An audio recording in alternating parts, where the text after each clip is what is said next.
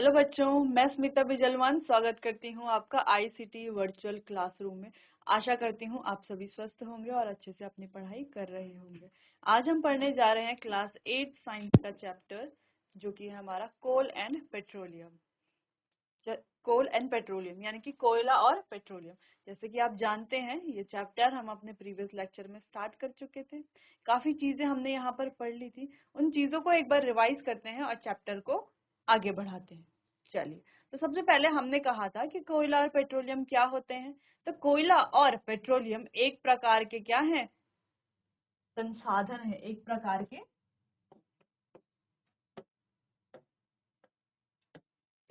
के क्या है? संसाधन है।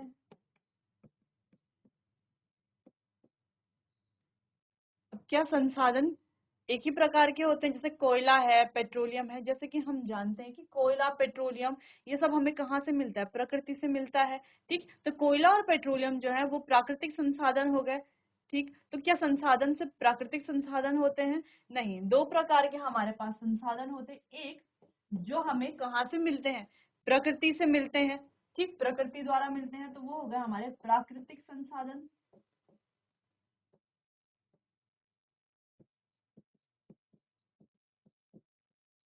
और दूसरे संसाधन जो हमें मानवीय प्रयासों द्वारा मिलते हैं, है ना, मानवीय प्रयासों द्वारा मिलते हैं, उन्हें कहते हैं मानव निर्मित संसाधन।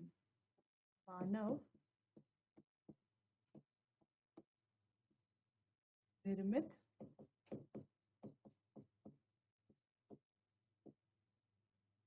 संसाधन। तो इस प्रकार से हमारे पास दो प्रकार के संसाधन होते हैं। पहला हमारा प्राकृतिक संसाधन जो हमें प्रकृति से मिलता है, दूसरा मानव निर्मित संसाधन जो मानवीय प्रयासों द्वारा मिलता है। तो यहाँ पर इस चैप्टर में हम प्राकृतिक संसाधनों के बारे में ही पढ़ेंगे। ठीक, अब जो है प्राकृतिक संसाधन भी हमारे पास दो प्रकार के होते हैं। अब वो दो प्रकार कौन कौन से हैं? देखो, दो प्रकार के प्राकृतिक संसाधन कौन कौन से होते हैं? एक हमारे अक्षय प्राकृतिक संसाधन और दूसरे समाप्त होने वाले प्राकृतिक संसाधन। अब अक्षय प्राकृतिक संसाधन कौन से संसाधन है? देखो, अक्षय प्राकृतिक संसाधन वो संसाधन होते हैं जिन्हें हम कितना भी उपयोग कर लें वो कभी समाप्त नहीं होते, जो हमें असीमित मात्रा में मिलते हैं। ठीक है, जिनकी मात्रा क्या है? असीमित है। हम उनका कितना भी उपयोग कर ले वो जो है समाप्त नहीं होते। और तीसरी चीज, हमें उपयोग करने के बाद जो है, जैसे ही हम उनका उपयोग करते हैं उसके बाद फिर से वो उत्पन्न हो जाती है, रिन्यू हो जाती है। इसीलिए जो अक्षय प्राकृतिक संसाधन है, इन्हें क्या कहा जाता है? नवीकरणीय संसाधन भी कहा जाता है, क्योंकि बार बार नए होते रहते हैं, नए नए मिलते रहते हैं, नया होते रहते हैं बार बार, इसीलिए रिन्यू होते रहते हैं बार बार। इसीलिए जो है इन्हें क्या कहा जाता है? अक्षय प्राकृतिक संसाधन, और साथ ही नवीकरणीय संसाधन भी कहा जाता है। ठीक, इतनी बात समझ में आई। फिर हमने कहा कि प्राकृतिक संसाधन दो प्रकार के, एक अक्षय प्राकृतिक संसाधन जो हम समझ गए, दूसरे कौन से? एक तो अक्षय प्राकृतिक संसाधन, दूसरे समाप्त होने वाले संसाधन। अब समाप्त होने वाले संसाधन कौन से होते हैं? जिनकी मात्रा सीमित होती है, जो हमें सीमित मात्रा में मिलते हैं। यानी कि अगर हम उनका ज्यादा उपयोग करते हैं तो वो क्या हो जाते हैं? समाप्त हो जाते हैं। जैसे कि कोयला, पेट्रोलियम, ये भी क्या है? ये भी हमारे जो है समाप्त होने वाले संसाधन है। ठीक, अगर हम इनका ज्यादा उपयोग करेंगे, जरूरत से ज्यादा इनका उपयोग करेंगे, तो ये क्या हो जाएंगे? समाप्त हो जाएंगे। ठीक, अब समाप्त हो जाते हैं तो क्या ये दोबारा नहीं बनते? जैसे कि हमने कहा था कि अक्षय प्राकृतिक संसाधन जो होते हैं वो नवीकरणीय भी होते हैं। बार बार नए नए उत्पन्न होते, बार बार क्या होते हैं? जैसे खत्म होने वाले होते हैं तो उत्पन्न होते रहते हैं। ठीक, बार बार बनते रहते हैं, अपने आप ही बनते रहते हैं। ठीक, तो क्या ये संसाधन अपने आप नहीं बनते? जो हमारे समाप्त होने वाले संसाधन है, क्या ये नहीं बनते? नहीं, क्योंकि इनको बनने में जो है मिलियंस, यानी कि हम कहें कि 1000 वर्षों से भी ज्यादा, यानी कि लाखों वर्षों से भी ज्यादा वर्ष लगते हैं इन्हें बनने में। इसीलिए जो है ये बार बार नहीं बनते रहते, बार बार उत्पन्न नहीं हो सकते। इसीलिए इन्हें जो है अनवीकरणीय या गैर नवीकरणीय संसाधन भी कहा जाता है।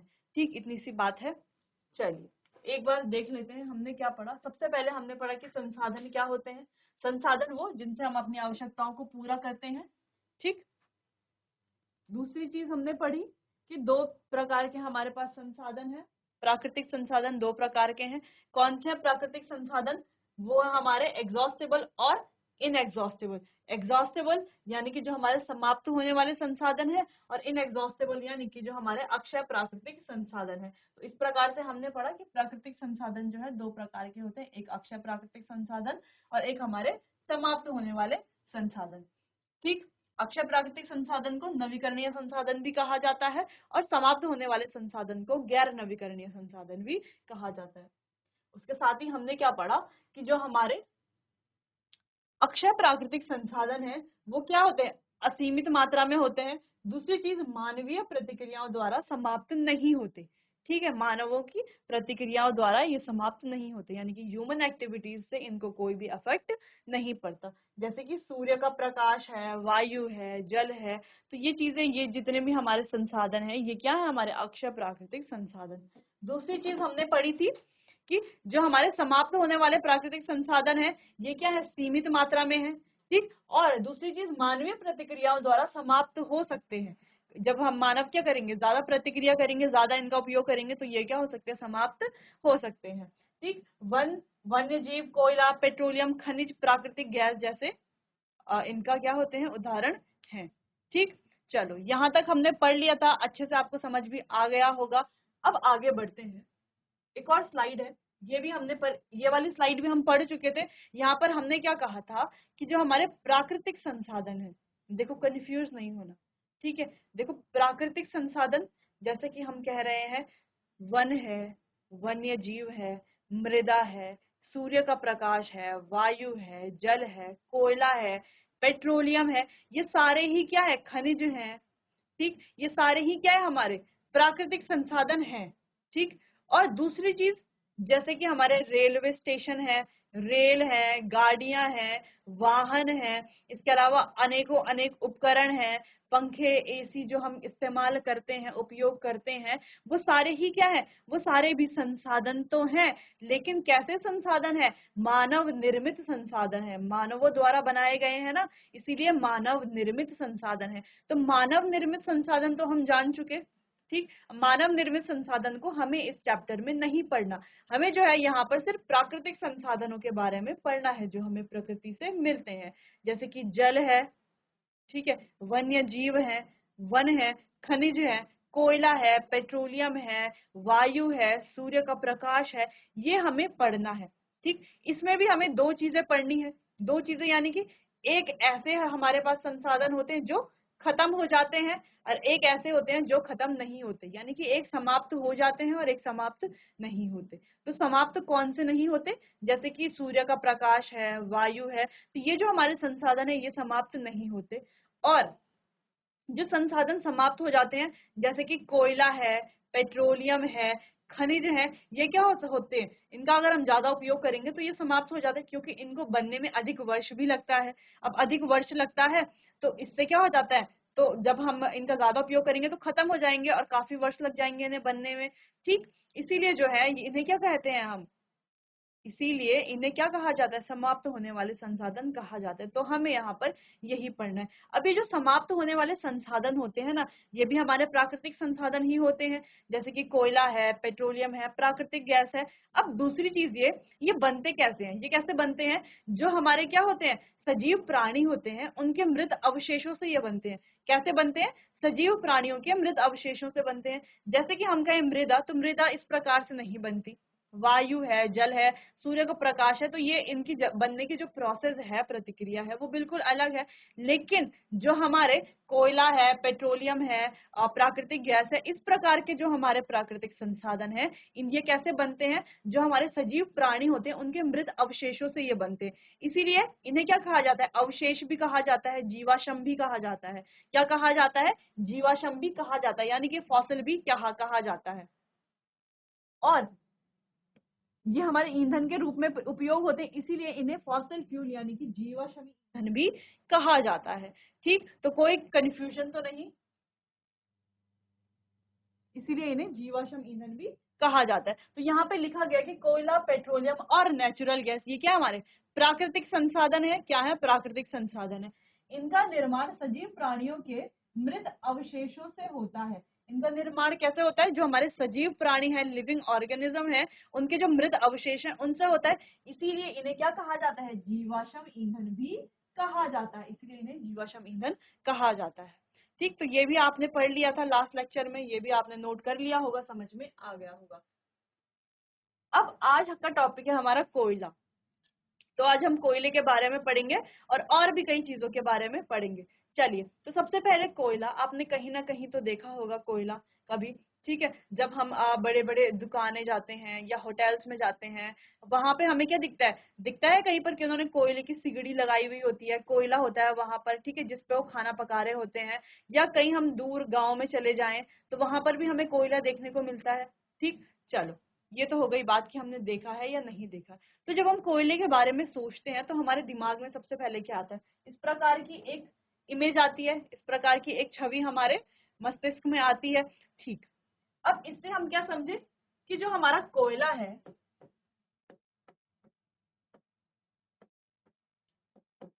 जो हमने अभी वो इमेज देखी, उससे हम क्या जान पाए कि कोयला जो है उसका रंग कैसा है। सबसे पहले रंग हमने देखा, कैसा रंग है, काला रंग है। दूसरा, वो क्या है, कठोर है। ठीक, दो चीजें हमें दिखी। और वो क्या है, तीसरी चीज, वो ईंधन की तरह उपयोग होता है। किसमें ईंधन की तरह उपयोग होता है, खाना पकाने में उसको हम ईंधन की तरह उपयोग करते हैं। ठीक, वो क्या है, एक प्रकार का ईंधन भी है, फ्यूल भी है, किसमें, खाना पकाने में उपयोग किया जाता है। उसके अलावा कोयला और किस चीज में उपयोग होता है, देखो, कोयला जो है हमारा was used in railway engines to produce steam to run the engine। अच्छा, पहले के समय में, अर्लियर क्या होता था, कोयला जो है रेल इंजनों में भाप बना के चलाने में काम आता था। ठीक, रेल इंजनों में भाप बना करके चलाने में काम आता था। दूसरी चीज, it is also use in thermal power plant to produce electricity. तो विद्युत प्रोड्यूस करने के लिए भी हमारा कोयला काम आता है। दूसरी चीज, coal is also use as fuel in various industries. और बहुत सारे उद्योगों में कोयला जो है ईंधन के रूप में काम आता है, ईंधन के रूप में उपयोग किया जाता है। तो यहाँ पर से तीन चीजें हमने कोयले के बारे में पढ़ी। पहली चीज,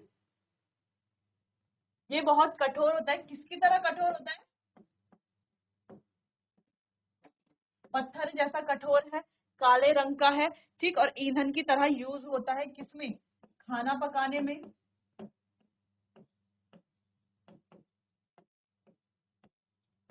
दूसरी चीज,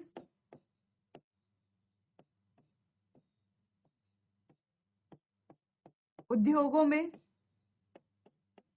ईंधन की तरह यूज होता है ना, खाना पकाने में, उद्योगों में। ठीक,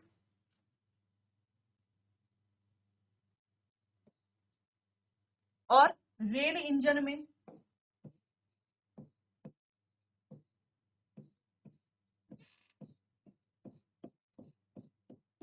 रेल इंजनों में। ठीक, तो इस प्रकार से जो हमारा कोयला है, तो इस प्रकार से कई जगहों पर ये क्या होता है, उपयोग आता है, हम इसका कई जगहों पर उपयोग करते हैं।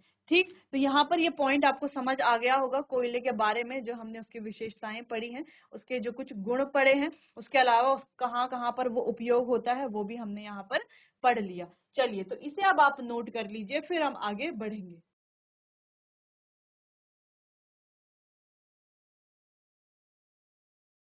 चलिए, तो ये आपने नोट कर लिया होगा।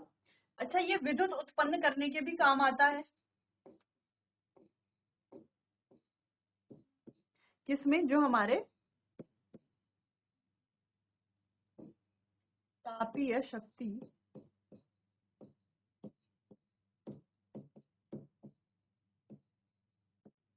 संयंत्रों में।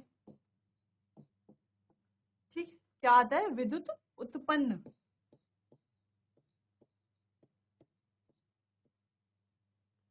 ठीक है, विद्युत उत्पन्न करने के लिए भी तापीय शक्ति संयंत्रों में काम आता है। तो आप इस प्रकार भी नोट कर सकते हैं, ताकि आपको क्या हो, छोटे से शॉर्ट नोट में आप पूरे कोयले को अच्छे से याद कर पाए। ठीक, चलो नोट करो, फिर आगे बढ़ते हैं।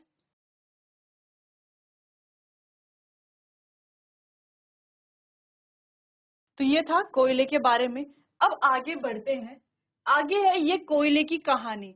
अब ये कोयला जो है वो बनता कैसे, देखो, सबसे पहले हमने पढ़ा कि कोयला होता क्या है, ये एक प्रकार का प्राकृतिक संसाधन है। अब कैसा प्राकृतिक संसाधन है? ये समाप्त होने वाला प्राकृतिक संसाधन है।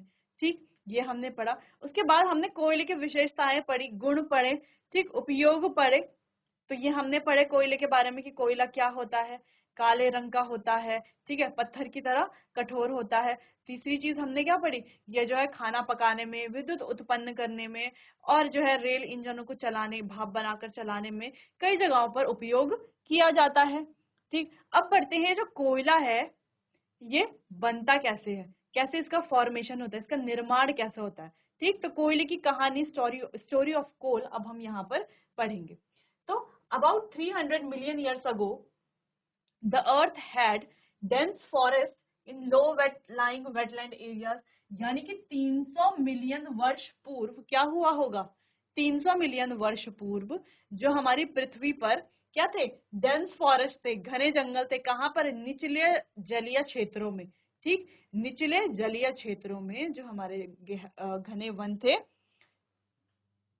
ठीक है, 300 मिलियन वर्ष पूर्व क्या हुआ होगा कि जो हमारे निचले जलीय क्षेत्रों में जो घने वन थे उनमें क्या हुआ, किसी प्राकृतिक आपदा के कारण, जैसे बाढ़ जैसे प्राकृतिक आपदा के कारण ये जो हमारे घने वन थे वो किसमें हो गए, मृदा में दब गए। ठीक, इस प्रकार हम कह रहे हैं कि लो लाइंग वेटलैंड एरियाज में बहुत सारे क्या थे, हमारे घने वन थे। क्या थे, घने वन थे। अब बाढ़ जैसी प्राकृतिक आपदा के कारण ये क्या हो गया, जैसे बाढ़ आई और ये क्या हो गया, सब मृदा में दब गए, मिट्टी के अंदर दब गए। ठीक, मृदा में दब गए।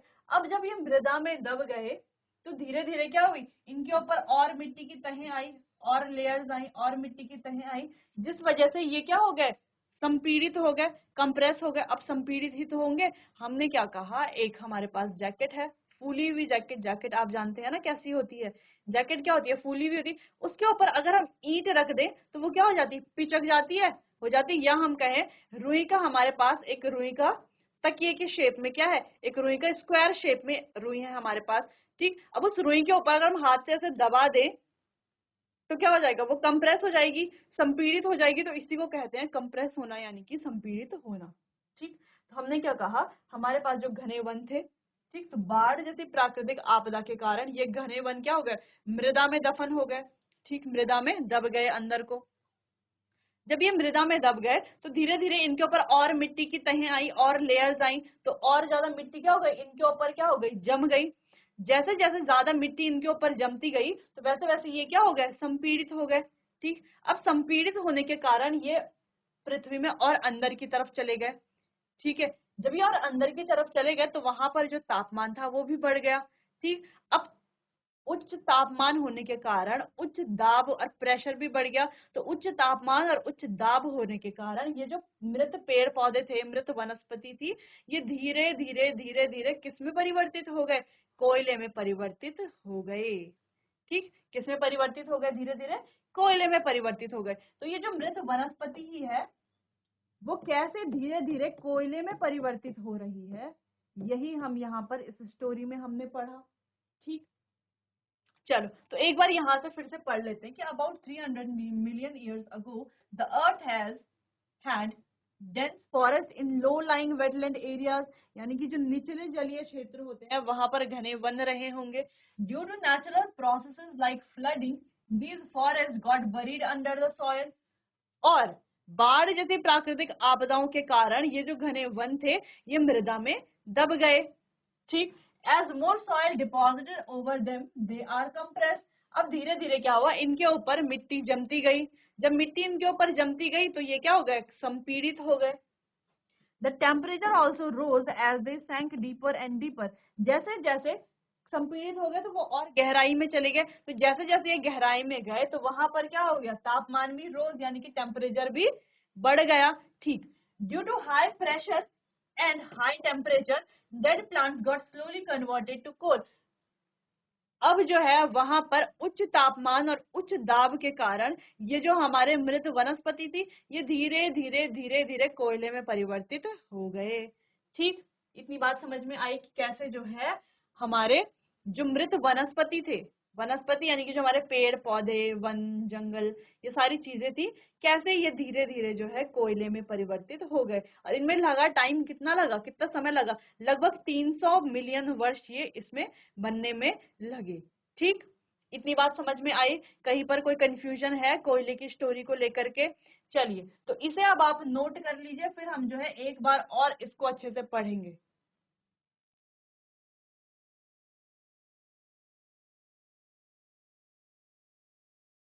चलिए, तो अब इस स्टोरी को थोड़ा शॉर्ट में लिखते हैं, जिससे कि आप इजीली इसको समझ जाएं। ठीक है,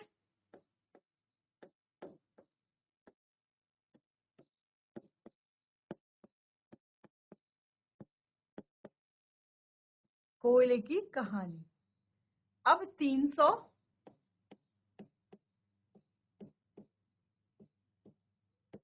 मिलियन वर्ष पूर्व, अब 300 मिलियन वर्ष पूर्व क्या हुआ, पृथ्वी पर क्या थे?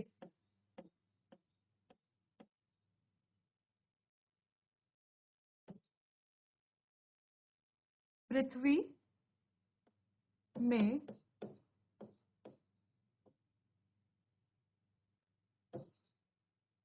क्या थे? पृथ्वी में निचले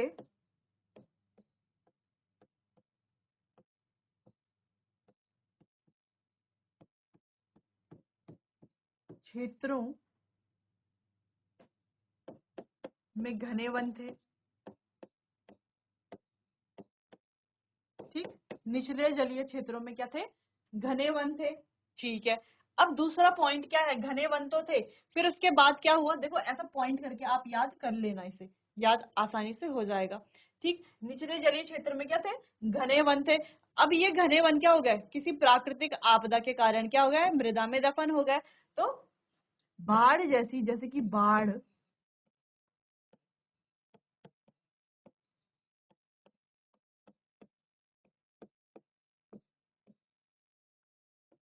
प्राकृतिक आपदा से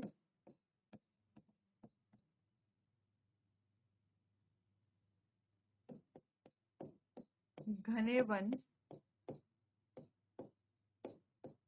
मृदा में दब गए।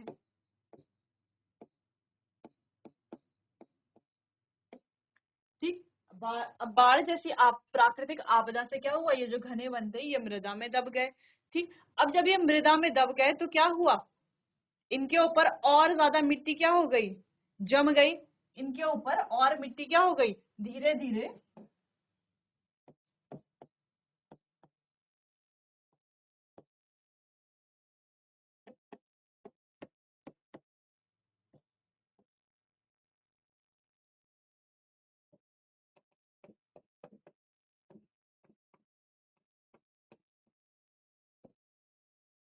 अब धीरे धीरे क्या हुआ, इनके ऊपर मिट्टी और जम गई। ठीक, धीरे धीरे मिट्टी और जम गई। अब मिट्टी के जमने से क्या हुआ, ये क्या हो गए, संपीड़ित हो गए। मिट्टी के मिट्टी के इनके ऊपर पड़ने से क्या हो गया, संपीड़ित हो गए। अब संपीड़ित हो गए तो और गहराई में चले गए। संपीड़ित होने से क्या हुआ, संपीड़ित होने से क्या हुआ, संपीड़ित होने से यह हुआ कि और गहराई में चले गए, या और गहराई में दब गए, या और गहराई में चले गए। गहराई में जाने से क्या हुआ, गहराई में जाने से तापमान वहां पर बढ़ा, और तापमान भी ज्यादा था ना वहां पर, उच्च तापमान, और दाब भी क्या था, उच्च था। तो उच्च तापमान और उच्च दाब के कारण ये जो क्या थे, हमारे मृत वनस्पति थे, ये किसमें परिवर्तित हो गए, कोयले में परिवर्तित हो गए। ठीक, ऐसे भी हम इसे लिख सकते हैं। चलो, तो पहले आप इसे नोट करो, फिर हम आगे बढ़ेंगे।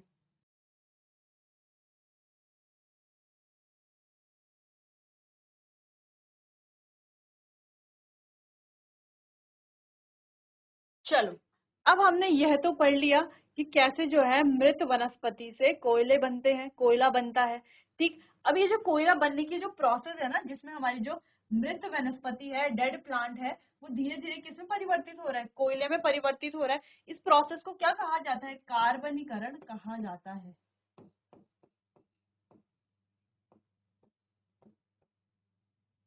क्या कहा जाता है, कार्बनीकरण कहा जाता है, या हम कहते हैं कार्बनाइजेशन।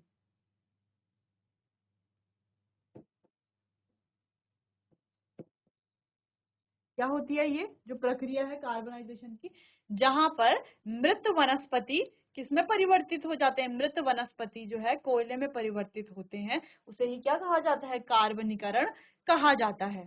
ठीक, यानी कि ये जो प्रोसेस हमने पढ़ी है ना पूरी, ये कौन सी प्रोसेस है, कार्बनीकरण प्रोसेस है। क्या है, कार्बनीकरण प्रक्रिया है। ठीक, चलो इतनी बात समझ में आई कि कोयले की स्टोरी क्या है, कैसे जो है कोयले का फॉर्मेशन होता है।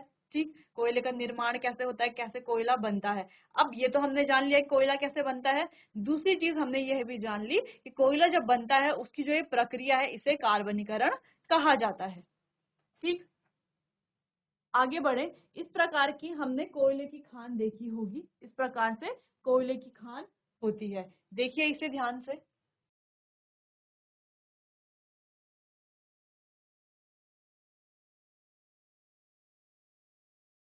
तो यहाँ पर कोयले की खान को दिखाया गया है। ठीक, अब कोयले की खान में क्या होता है, देखो कोयला, अब जैसे कि हम जानते हैं कोयला किससे बनता है, कार्बन से बनता है। किससे बनता है, मुख्यतः कार्बन से बनता है। ठीक, तो जब हम इसको ऑक्सीजन के साथ जलाते हैं ना, जब हम इसको ऑक्सीजन के साथ जलाते हैं कोयले को, तो ये क्या बनाता है, कार्बन डाइऑक्साइड गैस उत्पन्न करता है, कार्बन डाइऑक्साइड गैस प्रोड्यूस करता है। ठीक, तो कोयला क्या है, एक हमारा जीवाश्म ईंधन है।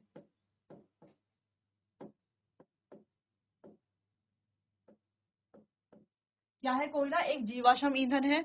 ये किससे बनता है, कार्बन से बनता है। और जब हम इसको ऑक्सीजन की प्रेजेंस में क्या करते हैं, बर्न करते हैं, ऑक्सीजन के साथ क्या करते हैं, जलाते हैं ऑक्सीजन के साथ, तो ये क्या बनाता है, कार्बन डाइऑक्साइड गैस बनाता है। तो ये आपको, ये जो लाइन हमने लिखी है ना यहाँ पर, ये एक चार्ट टाइप का बनाया है, तो इसको आपको ध्यान रखना है और इसको भी नोट कर लेना है। बाकी आगे चैप्टर को डिस्कस करेंगे, हम कंटिन्यू करेंगे अपने आने वाले अगले सेशन में। तब तक के लिए अच्छे से पढ़ाई करते रहिए।